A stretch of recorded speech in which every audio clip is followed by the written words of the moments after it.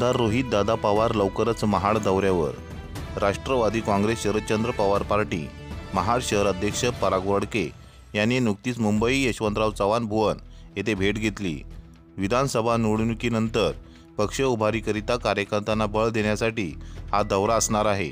निवडणुकीत झालेला मशीन घोटाळा व पक्षाची भूमिका याविषयी मार्गदर्शन व दिशा देण्याचे काम आमदार रोहितदादा पवार करणार असल्याचे यावेळी सांगण्यात आले। कोकणात रोजगार निर्मितीकरिता सहकार उद्योग, पतसंस्था, शेतीपूरक व्यवसाय कसा करावा याबाबत युवकांशी चर्चा देखील केली जाईल।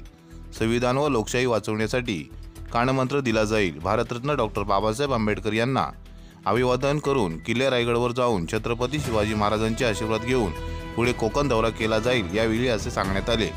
ब्युरो रिपोर्ट, रायगड तक।